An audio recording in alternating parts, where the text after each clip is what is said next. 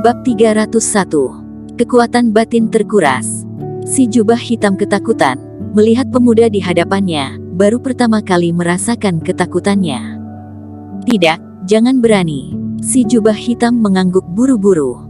Erikin menepuk pundaknya tanpa berkata apa-apa, dan berjalan menuju pulau. Si jubah hitam mengikutinya dengan waspada, memperhatikan sekeliling, tidak tahu apa yang sedang dipikirkannya. Setelah kurang lebih beberapa ratus meter, si jubah hitam tiba-tiba bergetar berkata, "Kamu. Jangan salahkan aku benar-benar tidak bisa menemukannya, jadi aku hanya bisa melakukan ini." Erikin berhenti, berbalik dan berkata, "Jadi, bom." Si jubah hitam belum juga menjawab, dan tiba-tiba beberapa sosok menghambur keluar dari area sekitar. Orang-orang ini dengan cepat mengepung Erikin, dan beberapa cahaya terang muncul di sekitar Erikin. Formasi pembunuh.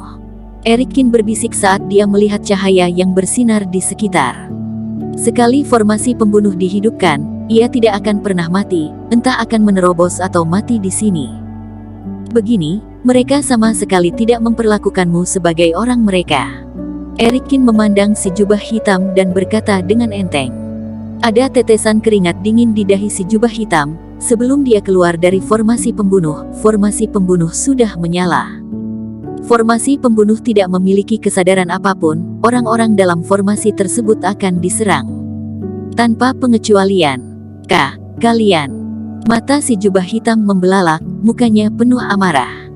"Dasar pengkhianat," teriak si jubah hitam parau. Pemimpinnya adalah orang tua, dia melayang di udara, dan berkata dengan ringan, "Kamu sudah tidak memiliki nilai guna." Wajah si jubah hitam sangat masam, dalam formasi pembunuh ini, bahkan jika Erikin tidak membunuhnya, dia akan dipotong berkeping-keping oleh kekuatan cahaya pembunuhan dalam formasi. Erikin melihat udara, dan berkata dengan dingin, "Sepertinya aku tidak mengenalmu, kan?" Orang tua itu tersenyum ringan, "Seseorang memberi kami sejumlah uang agar kami membunuhmu."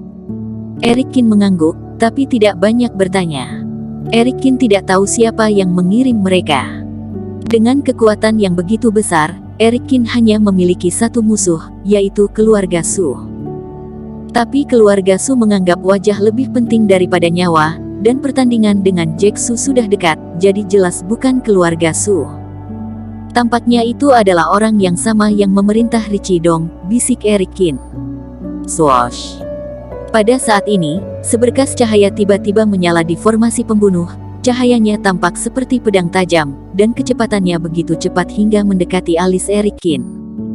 Erikin memiringkan dirinya ke samping, dan cahaya terbang melintasi rambut Erikin. Formasi besar, bangun. Setelah lelaki tua itu berteriak dengan marah, cahaya di bawah kaki Erikin kembali terang. Kekuatan cahaya pembunuhan yang tak terhitung jumlahnya, seperti tetesan hujan, menyerang Erikin.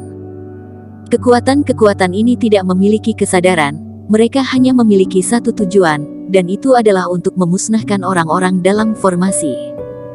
Mata Erikin menyipit, pedang Kingtong tiba-tiba muncul di tangannya, lalu menebasnya. Swoosh! Efek ledakan yang menakutkan, dan formasi besar itu bergetar sejenak. Haha, tidak ada gunanya. Orang tua itu tersenyum ringan, mengelus janggutnya, "Tidak peduli seberapa kuat kamu, energi internal kamu terbatas. Ketika energi internal kamu habis, kamu mati."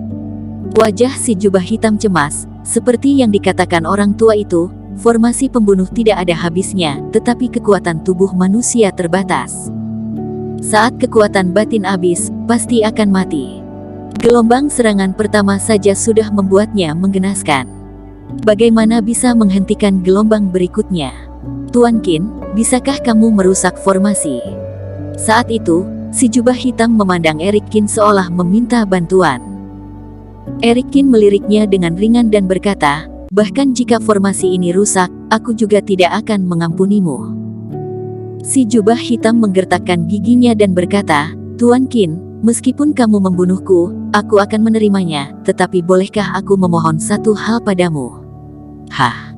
Erikin mengangkat alisnya dan tiba-tiba merasa si jubah hitam agak menarik.